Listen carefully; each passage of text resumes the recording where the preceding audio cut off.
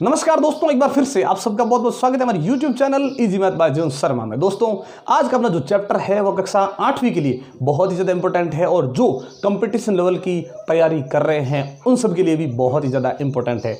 आज हम दोस्तों पढ़ेंगे एक चर वाले रैखिक समीकरण और प्रश्नमाला 2.2 के 4 मुख्य प्रश्न संख्या 10 से 13 तक पढ़ेंगे दोस्तों। और ये वीडियो यानी ये पूरा होने के अंत में हम आपके लिए कुछ महत्वपूर्ण प्रश्न भी लेकर आएंगे जो आपको अपने घर पे मिलान करने हैं। तो चले दोस्तों बढ़ते हैं आज के इस महत्वपूर्ण चैप्टर की तरफ और मिलते हैं वीडियो के अंत में।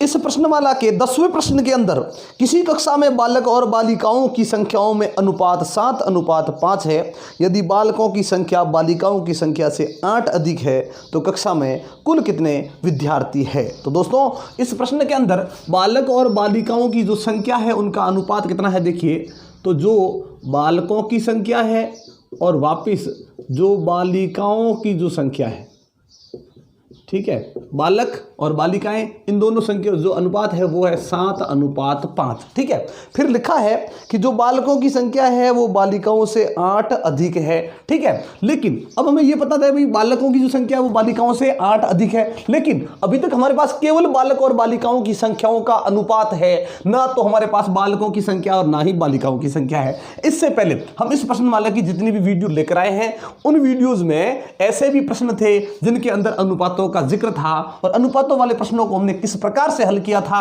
तो हमें यह करना है कि इन अनुपात में दी गई संख्याओं को अलग कर लें। जैसे ही अलग करेंगे जो अनुपात की पहली संख्या है वो इस संख्या में बदल जाएगी, मतलब ये हो जाएगी बालकों की संख्या। ध्यान रखें दोस्तों, जैसे ही आप अनुपात को अलग अलग करोगे बालकों की संख्या हो जाएगी, ये 7 अलग हो जाएगा।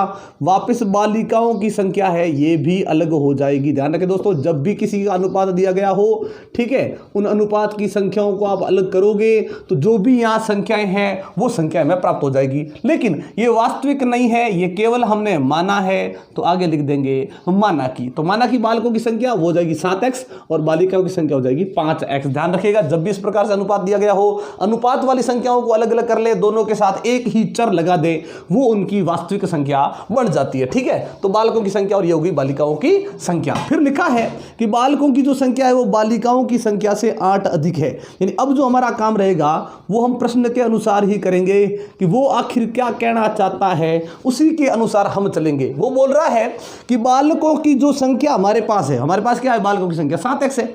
बालकों की जो संख्या है वो बालिकाओं की संख्या से 8 अधिक है।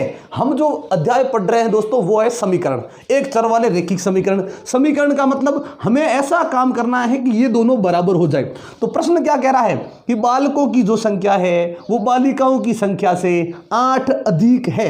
ये 8 अधिक है, प्रश्न खुद कह रहा है कि बालकों की संख्या 8 ज्यादा है।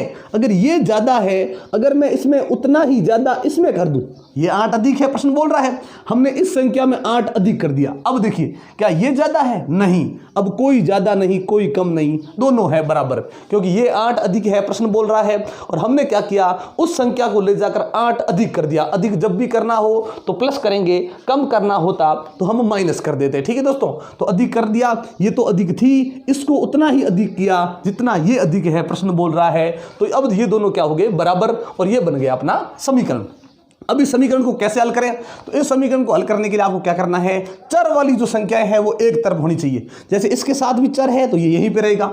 इस तरफ देखिए ये चर वाला एक पद है, इस चर वाले पद को यहां से यहां लेकर आना है और जब भी चर वाला पद दूसरे पक्ष में जाता है तो उसके साथ में जो संख्या है वो भी साथ में चली जाती है। और देखना यह है कि जिसको आप ला रहे हो वो वहां पे संख्या के साथ जुड़ रहा है या अगर घट रहा है तो इसका योज्य प्रतिलोम होगा, और अगर इसका किसी और के साथ गुणा या भाग हो रहा है तो गुणात्मक प्रतिलोम होगा। तो जुड़ रहा है या घट रहा है ना, यहाँ पे देख रहे हैं हम जुड़ रही है संख्या, तो ये इस तरफ आते ही इसका योज्य प्रतिलोम हो जाएगा 5x और बराबर में 8 बच जाएगा वैसे का वैसा। 7x में से 5x निकाल दिए तो ये बच गए 2x और बराबर रह गया 8। अब ये x यहाँ पे अकेला करना है और इसके साथ वाली संख्या का करेंगे पक्षांतरण, और गुणा वाली संख्या हमेशा जाएगी बट्टा के नीचे भाग हो जाएगा। जिसका गुणा हो रहा था उसका अगली संख्या में जाकर भाग हो जाएगा, और 2 का भाग जैसे 8 में देंगे वो हो जाएगा 4। यानी दोस्तों हमने सबसे पहले जहाँ पे हमने x का प्रयोग किया था उस x का मान हमें प्राप्त हो गया है 4 और इस x के मान को लेकर अब हम वापस वही संख्याएं ज्ञात करेंगे जो हमने अनुपातों से मानी थी। तो अब माना कि हटा देंगे और हम लिखेंगे कि भाई अतः बालकों की संख्या, अतः बालकों की संख्या, तो ये संख्या अब कितनी हो जाएगी, तो 7x लिखा है ना, तो 7 है ही, बीच में कोई चिन्ह नहीं है तो गुणा का चिन्ह लगाएंगे और x की जगह पे कितना आ जाएगा 4, तो ये 4 आते ही ये हो जाएगा 28, मतलब बालकों की संख्या कितनी है 28 और वापस बालिकाओं की जो संख्या है वो अनुपात में कितनी है 5x, तो 5 और x की जगह पे आ जाएगा गुणा में 4 और ये हो जाएगा 20, मतलब इस कक्षा के अंदर बालकों की संख्या 28 है और बालिकाओं की संख्या 20 है। 11वें प्रश्न के अंदर बाई चुंग के पिताजी उसके दादाजी से 26 वर्ष छोटे और उससे 29 वर्ष बड़े हैं और यदि उन तीनों की आयु का योग 135 वर्ष है तो उनकी आयु अलग अलग ज्ञात कीजिए। दोस्तों यहाँ पे आयु का जिक्र है लेकिन यहाँ 3 लोगों की आयु है, एक बाई चुंग की, फिर बाई चुंग के पिताजी और फिर बाई चुंग के दादाजी। अगर आप तीनों में से जिसकी भी उम्र आप मानना चाहो वो मान सकते हो, लेकिन उससे पहले ध्यान रखें इन तीनों में सबसे छोटा कौन होगा वो हमें पता है कि सबसे छोटी या सबसे कम उम्र होगी बाई चुंग की, उससे ज़्यादा हो जाएंगे बाई चुंग के पिताजी और फिर सबसे बड़ा हो जाएगा यहाँ पे बाई चुंग के दादाजी की उम्र है वो सबसे ज़्यादा हो जाएगी। ठीक है दोस्तों, तो तीनों में से आप जिसकी भी उम्र मानना चाहो उसकी मान सकते हैं, लेकिन ध्यान रखिएगा इस प्रकार के प्रश्नों में हम जब भी आयु का जिक्र करेंगे चाहे किसकी भी किसी भी की भी उम्र मान ले वो उम्र हमेशा वर्तमान ही माननी है, आज से पहले आज के बाद की नहीं लेंगे, केवल वर्तमान उम्र ही लेंगे। तो हम तीनों में से किसी की भी उम्र मान सकते हैं। चलिए हम लिख देते हैं कि माना कि बाई चुंग की आयु जो सबसे छोटा है उसे मान लेते हैं, कोई दिक्कत नहीं, तीनों में से आप जिसकी भी उम्र मानना चाहो वो मान सकते हो। तो माना कि बाई चुंग की वर्तमान आयु, तो ये बाई चुंग की जो वर्तमान आयु है वो हमने क्या मान लिया दोस्तों x वर्ष, ये आज की उम्र है बाई चुंग की। अब बाई चुंग के बाद मान लेते हैं उससे बड़ा, मतलब बाई चुंग से बड़े कौन है थोड़ा है देख सकते हैं, तो बाई चुंग के पिताजी। ठीक है, तो अब मान लेते हैं बाई चुंग के पिताजी की आयु कि भाई बाई चुंग के पिताजी की आयु है वो कितनी हो जाएगी। ठीक है, तो हम देख सकते हैं कि भाई यहाँ बाई चुंग के जो पिताजी हैं वो उससे 29 वर्ष बड़े हैं। प्रश्न में लिखा हुआ है कि बाई चुंग के पिताजी उसके दादाजी से 26 वर्ष छोटे हैं, दादाजी के साथ देखेंगे 26 वर्ष छोटे हैं, लेकिन अभी दादाजी की बात नहीं हुई है, लेकिन उससे वो जो है वो 29 वर्ष बड़े हैं। उससे मतलब किससे, बाई चुंग से 29 वर्ष बड़े हैं, इन उम्र क्या हो जाएगी बाई चुंग से 29 वर्ष ज़्यादा हो जाएगी। तो ये हो गई किसकी आयु, बाई चुंग के पिताजी की आयु कितनी हो गई x + 29 वर्ष। अब आगे लिखा है कि बाई चुंग के, यानी प्रश्न के शुरुआत में लिखा है कि बाई चुंग के पिताजी उसके दादाजी से 26 वर्ष छोटे हैं। अगर ये पिताजी दादाजी से 26 वर्ष छोटे हैं इसका मतलब ये कि बाई चुंग के जो दादाजी है वो बाई चुंग के पिताजी से 26 वर्ष बड़े हो जाएंगे। ठीक है, तो बाई चुंग के दादाजी की आयु, और ध्यान रखिएगा दोस्तों ये हम जो मान रहे हैं वो इन तीनों की क्या है, वर्तमान आयु मान रहे हैं, ध्यान रखिएगा। तो ये जैसे हमने देखा ये कौन है, ये तो x + 29 कौन हुआ, बाई चुंग के पिताजी की आयु। अब जो दादाजी है वो इनसे भी 26 वर्ष बड़े हो जाएंगे, क्योंकि प्रश्न के अंदर लिखा है कि बाई चुंग के पिताजी दादाजी से 26 वर्ष छोटे हैं। तो हम खुद समझ सकते हैं कि दादाजी वापस बाई चुंग के पिताजी से 26 वर्ष बड़े हो जाएंगे। चलिए इसे ज्ञात कर लेते हैं। तो x का x रहेगा और इन दोनों को जैसे ही जोड़ेंगे ये हो जाएगा 55। तो x + 55 वर्ष ये इनकी वर्तमान आयु है, किनकी, दादाजी की। अब प्रश्न के अनुसार लिखा है कि भाई तीनों की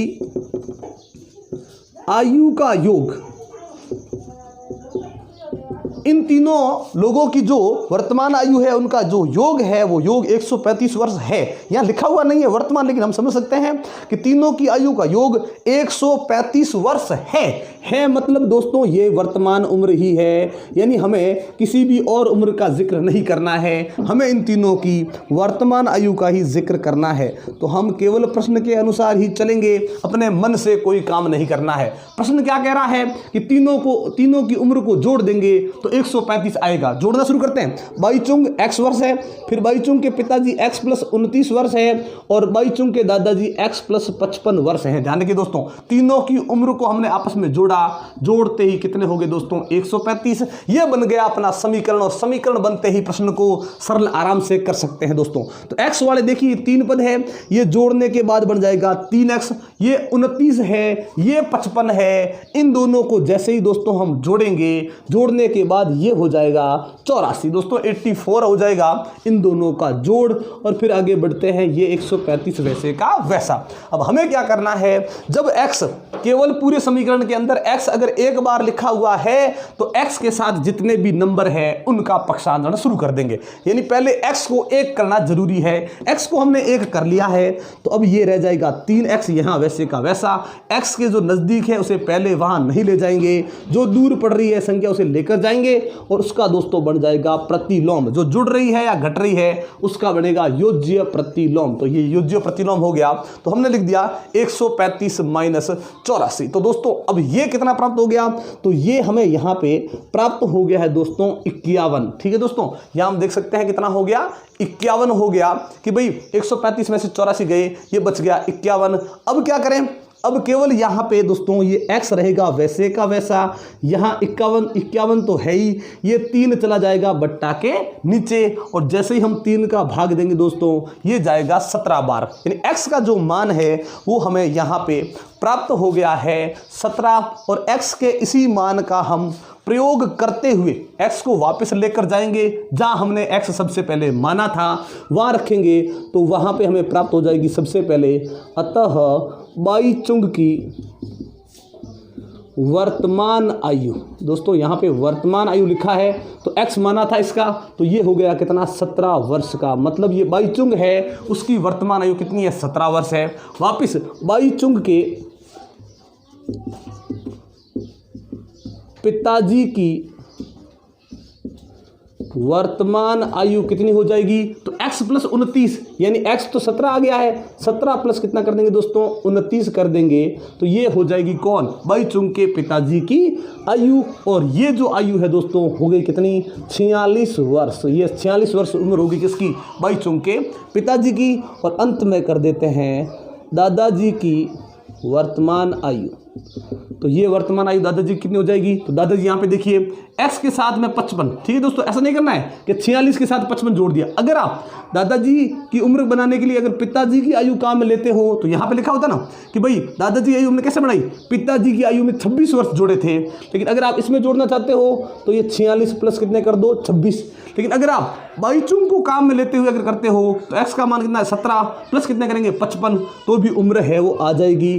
तो अब यहाँ पे जो उम्र इसकी बढ़ेगी दोस्तों वो हो जाएगी 72 वर्ष। तो दोस्तों ये उम्र हो जाएगी दादाजी की। इस प्रकार से हमने ये प्रश्न कंप्लीट कर लिया है। करते हैं इसका अगला प्रश्न। 12वें प्रश्न के अंदर दोस्तों 15 वर्ष बाद रवि की आयु, यानी 15 वर्ष के बाद में जो रवि की आयु है वो उसकी वर्तमान आयु से 4 गुनी हो जाएगी। तो रवि की वर्तमान आयु ज्ञात कीजिए। दोस्तों यहाँ पे केवल रवि की बात हो रही है, लेकिन रवि की भी 2 उम्र की बात हो रही है, एक तो उसकी वर्तमान और एक 15 वर्ष बाद। लेकिन मैंने अभी पहले बताया, इससे जो पिछला प्रश्न था वो उसमें हमने आपको बता दिया था कि किसी की भी अगर आप उम्र को मानते हो तो वो केवल वर्तमान आयु ही मानी जाएगी। तो माना कि रवि की वर्तमान आयु, और ये वर्तमान आयु दोस्तों कितनी हो जाएगी x वर्ष। अगर हम चर के रूप में लेंगे तो कोई भी चर ले सकते हैं, लेकिन आयु हमेशा वर्तमान ही माननी है। फिर शुरुआत में लिखा है प्रश्न के अंदर कि 15 वर्ष बाद रवि की आयु, तो पहले लिख देते हैं कि भाई 15 वर्ष के बाद में रवि की आयु होगी क्या। तो अगर हम मान लें कि भाई आज जो उम्र है वो कितनी है x वर्ष, तो 15 वर्ष के बाद क्या हो जाएगी, रवि की आज की उम्र में 15 वर्ष ज़्यादा हो जाएंगे। और ज़्यादा करने के लिए हम क्या कर देंगे दोस्तों, प्लस कर देंगे। ध्यान रखिएगा, हमेशा यही करना है आपको कि जब भी कोई बाद की उम्र मानी जाए, ठीक है, कि भाई इतने वर्ष के बाद में उम्र कितनी होगी, तो हमेशा याद रखें कि जितने भी वर्ष में या बाद की उम्र करनी है उतने वर्ष वर्तमान आयु में ज़्यादा हो जाएंगे, अधिक हो जाएंगे, और हम प्लस कर देंगे। अगर ये बोला जाए कि भाई इतने वर्ष पहले, इससे पहले की उम्र, तो उतने ही वर्ष हम कम कर लेंगे, यानी माइनस कर लेंगे। तो अब ये हो गई रवि की वर्तमान आयु और ये नीचे वाली हो गई रवि की 15 वर्ष के बाद में बनने वाली आयु। इन दोनों की तुलना दी गई है प्रश्न के अंदर, जो हमारे समीकरण का निर्माण करेगी कि 15 वर्ष बाद रवि की आयु उसकी वर्तमान आयु से 4 गुनी हो जाएगी। यानी प्रश्न के अनुसार चलते हैं तो अपना प्रश्न कभी गलत नहीं होगा, उत्तर भी कभी गलत नहीं होगा। बोल रहे हैं कि 15 वर्ष के बाद में रवि की जो आयु है, यही तो आयु है 15 वर्ष के बाद, 15 वर्ष के बाद रवि की आयु वर्तमान आयु की 4 गुनी हो जाएगी। प्रश्न बोल रहा है कि भाई 15 वर्ष के बाद में रवि की जो आयु बनेगी वो वर्तमान आयु की 4 गुनी अपने आप हो जाएगी। हमें करने की जरूरत नहीं है, हम चाहते हैं कि ये समीकरण बन जाए, मतलब कोई ज्यादा नहीं कोई कम नहीं, सब क्या हो जाए, बराबर। तो प्रश्न बोल रहा है ना कि ये तो 4 गुनी हो जाएगी, तो हम वही काम इसके साथ कर लेंगे, 4 गुनी हो जाएगी, 4 गुना कर दिया हमने इससे। अब बताइए कौन सी ज्यादा या कौन सी कम। तो प्रश्न बोल रहा था ना कि 15 वर्ष बाद रवि की आयु 4 गुनी हो जाएगी, तो हमें इसे 4 गुनी कर देंगे वर्तमान को। अब ना कोई ज्यादा ना कोई कम, दोनों ही कैसी, बराबर। ये बन गया अपना कौन, समीकरण। अब समीकरण बनने के बाद हमें क्या करना है, चर को एक तरफ रखना है और संख्या को एक तरफ रखना है। तो चर ये तो यहीं पे रहेगा, ये प्लस का 15 जो जुड़ रहा है वो उस तरफ जाएगा, x वाला इस तरफ आएगा, तो माइनस का हो जाएगा 4x और ये उस तरफ जाकर हो जाएगा माइनस का 15। ध्यान रखिए दोस्तों, ये 4x अकेला पद था ना धनात्मक, इस तरफ आने के बाद बनेगा ऋणात्मक, यानी योज्य प्रतिलोम बन जाएगा, और ये भी उस तरफ जाएगा तो इसका भी योज्य प्रतिलोम बन जाएगा। धनात्मक का योज्य प्रतिलोम ऋणात्मक होता है, ऋणात्मक पद का योज्य प्रतिलोम धनात्मक होता है। यहां पे देखिए कितने प्राप्त हो गए, यहां प्राप्त हो गए दोस्तों -3x। इनकी जब जोड़ या घटाव करेंगे तो जाति सजातीय पद होने चाहिए, ये सजातीय पद है, चर घात एक जैसी, तो सजातीय पद हो गई। चर का चर एक जैसा ही रहेगा, प्लस का 1 माइनस का 4 माइनस का 3 हो जाएगा, और ये माइनस के 15 वैसे का वैसा रहेगा। अब देखिए दोस्तों दोनों के साथ है ना, अब x को अकेला करना है और संख्या का करेंगे पक्षांतरण। तो यहां पे हम 2 काम कर सकते हैं। पहला ये कि भाई अगर बराबर के इस तरफ भी एक पक्ष है और बराबर के उस तरफ भी एक ही, बराबर के इस तरफ भी एक पद है और बराबर के उस तरफ भी एक ही पद है, अगर दोनों तरफ एक ही पद है और दोनों के आगे यदि माइनस है तो हम यहां पर माइनस से माइनस कैंसिल कर सकते हैं। एक एक पद दोनों तरफ, दोनों ही ऋणात्मक है, तो ऋणात्मक से ऋणात्मक हम कैंसिल कर सकते हैं, ये पहला काम है। दूसरा काम ये रहेगा कि अगर हम x के साथ में अगर ये माइनस को नहीं काटते हैं तो क्या करेंगे कि x के साथ ये जो 3 है वो किस में, गुणा में ना, और गुणा वाली संख्या हमेशा कहां जाएगी, बट्टा के नीचे, और उस वक्त उसका योज्य प्रतिलोम नहीं बनेगा, केवल गुणात्मक प्रतिलोम ही बनेगा, और फिर भाग में माइनस से माइनस कैंसिल हो जाएगा। तो जो आप करना चाहो कर सकते हो, ये माइनस से माइनस कैंसिल हो गया, x यहां पे 15 तो है ही, गुणा का 3 बट्टा के नीचे चला जाएगा, और x का मान 3 का भाग दे दिया 15 में, 5 बार गया, ये x का मान हमें 5 प्राप्त हो गया। तो चलिए चलते हैं कि भाई x का मान सबसे पहले हमने कहां माना था, हमने यहां माना था, देखिए रवि की वर्तमान आयु, तो माना कि हटा देते हैं, और अतः रवि की वर्तमान आयु, और रवि की वर्तमान आयु कितनी हो जाएगी, केवल 5 वर्ष। x का मान यहां रख देते हैं, ठीक है, और हमें केवल रवि की वर्तमान आयु ही ज्ञात करनी थी और वो प्राप्त हो गई 5 वर्ष। और इस प्रकार से हमारा ये 12वां प्रश्न भी कंप्लीट हो गया। करते हैं 13वां प्रश्न। 13वें प्रश्न के अंदर दोस्तों एक परिमेय संख्या को 5/2 से गुणा कर 2/3 जोड़ने पर -7/12 प्राप्त होता है, तो वह संख्या ज्ञात कीजिए। हमें यहाँ पे एक परिमेय संख्या ज्ञात करनी है। तो सबसे पहले शुरू करते हैं कि माना कि वह परिमेय संख्या, दोस्तों परिमेय संख्या है वो भिन्न के रूप में भी हो सकती है और कोई पूर्ण संख्या भी हो सकती है। तो हम मान लेते हैं सबसे पहले x। ध्यान रखिएगा, अगर परिमेय संख्या में अंश और हर भी हो सकते हैं, लेकिन अगर अंश और हर का जिक्र नहीं है तो वहां पे हम केवल x यानी एक ही चर के रूप में मानेंगे। अगर अंश और हर के बारे में बोला गया होता अलग अलग कि भाई अंश ऐसा है हर ऐसा है, तो फिर हम अंश को अलग मानते हर को अलग मानते, फिर परिमेय संख्या जो बढ़ती वो एक भिन्न भिन्न के रूप में बढ़ जाती, लेकिन यहाँ पे ऐसी कोई बात नहीं कही गई है, इसलिए हम परिमेय संख्या को केवल x के रूप में ही मानेंगे। और अब अपना जो काम रहेगा वो पूरा का पूरा प्रश्न के अनुसार ही रहेगा कि प्रश्न क्या बोल रहा है कि किसी परिमेय संख्या को 5/2 से गुणा कर। सबसे पहले इस चर को, जो परिमेय संख्या मैंने मानी है चर के रूप में, उसे 5/2 से गुणा करना है। ध्यान रखिएगा दोस्तों,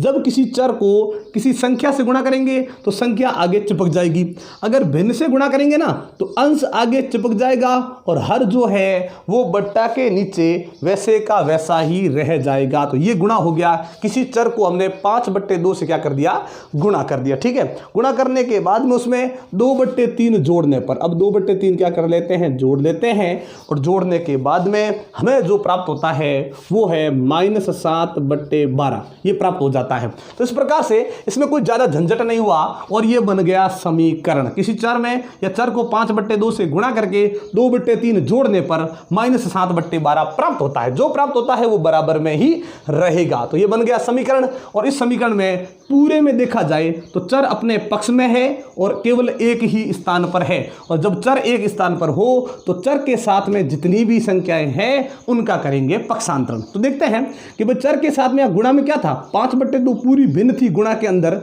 5/2 और अलग से संख्या जुड़ रही है 2/3। जब भी चर में, ध्यान रखिएगा, पक्षांतरण करने का काम हो समीकरण के अंदर तो क्या करेंगे, जो चर के नजदीक है उनका पक्षांतरण पहले ना करके उनका करेंगे पक्षांतरण जो चर से ज्यादा दूरी पर है। तो ये तो नजदीक हो गए, ठीक है, गुणा में पूरी, और ये अलग पड़ा है तो इसका करेंगे पक्षांतरण। तो हमने बताया था जो चर के साथ जुड़ रही संख्या हो चाहे भिन्न हो उसका योज्य प्रतिलोम हो जाएगा दूसरे पक्ष में जाने के बाद में। तो ये इस तरफ जाएगी संख्या, तो ये हो जाएगी -2/3 और यहां बच जाएगा दोस्तों 5x/2। ठीक है, अब उसको सरल करते हैं तो यहां पे देखिए भिन्नों का योग या घटाव करने का एक ही नियम होता है कि सबसे पहले हरों को देखेंगे और हर यदि समान नहीं है तो हरों का एलसीएम करेंगे। 12 और 3 का एलसीएम 12 हो जाएगा। कैसे हुआ 12 कि भाई 12 का भी पहाड़ा बोले 3 का भी पहाड़ा बोले, दोनों के पहाड़े में एक जैसी संख्या सबसे पहले कौन सी आती है, तो 12 एकम 12 और 3 एकम 3, 3 दूनी 6, 3 3 और 3 चौक 12, दोनों में 12 आ रहा ना, तो वही 12 इनका एलसीएम हो जाएगा। फिर क्या करना है, पहली भिन्न में जाना है, हर का भाग और अंश से गुणा। 12 का भाग दिया 12 में एक बार, उसी एक को ले जाकर ऊपर वाले से गुणा करेंगे तो -7 का -7 रहेगा, आगे चिन्ह माइनस है तो माइनस लगा देंगे। फिर वही हर का भाग देंगे, 3 का भाग दिया 12 में 4 बार, उसी 4 को ले जाकर ऊपर गुणा कर दिया तो 4 दूनी कितने हो गए दोस्तों, 8। अब क्या करेंगे, उसको सरल करने के बाद में यहां क्या बच गया, 5x/2। यहां सरल किया तो -15 बट्टा में क्या रह गई 12। x के साथ गुणा में या संख्या ना होगी पूरी भिन्न है, और जब भी गुणा में पूरी भिन्न है उसका यदि हम पक्षांतरण एक साथ करेंगे तो हमें पता है कि भाई गुणा वाली संख्या का गुणात्मक प्रतिलोम, और गुणात्मक प्रतिलोम क्या होता है, 5/2 का बन जाएगा 2/5। जब भी चर के साथ गुणा में कोई संख्या या कोई भिन्न है उसका यदि हम पक्षांतरण करते हैं तो उसका गुणात्मक प्रतिलोम हो जाता है। अब गुणा में क्या नियम है, योग और घटाव में ये था कि भाई हरों का एलसीएम करेंगे फिर इस प्रकार से योग या घटाव कर लेंगे, लेकिन गुणा में नियम यह है कि अगर ये दोनों जो अंश है 15 और 2 और ये दोनों क्या है हर 12 और 5, कोई भी अंश और कोई भी हर यदि एक ही पहाड़े में मिलते हैं तो उनको हम काट सकते हैं। तो जैसे देखिए ये 5 और ये जो 15 है दोनों ही 5 के पहाड़े में, ये 5 के पहाड़े में एक बार बोलने पर, ये 5 के पहाड़े में 5 का पहाड़ा 3 बार बोलने पर। ठीक है, अब यहाँ पे और भी कोई, तो ये देखिए 2 और 12 हम देख सकते हैं 2 के पहाड़े में ये एक बार बोलने पर, ये 2 के पहाड़े में 6 बार बोलने पर, वापिस 3 और 6, हमेशा अंश और हर को ही आपस में काटना है। तो ये अंश और ये हर, ये दोनों देखिए 3 के पहाड़े में, 3 एकम 3 और 3 दूनी 6।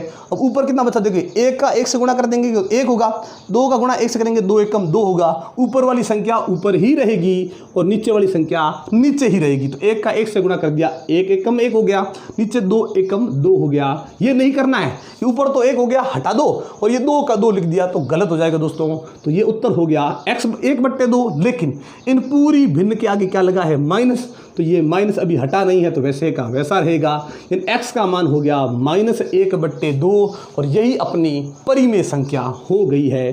अतः परिमेय संख्या बराबर -1/2, यही अपना सही आंसर हो जाएगा दोस्तों। तो इस प्रकार से दोस्तों हमने आज इस प्रश्नमाला के 4 महत्वपूर्ण प्रश्न है वो कंप्लीट कर लिए हैं और इससे अगले जो प्रश्न है वो हम आपके लिए अगली वीडियो में लेकर आएंगे। तो फिर चलिए दोस्तों आज की वीडियो यहीं पे समाप्त करते हैं। ये वीडियो आपको कैसी लगी हमें कमेंट बॉक्स में लिखकर जरूर बताइएगा और अच्छी लगी तो लाइक और शेयर कर दें।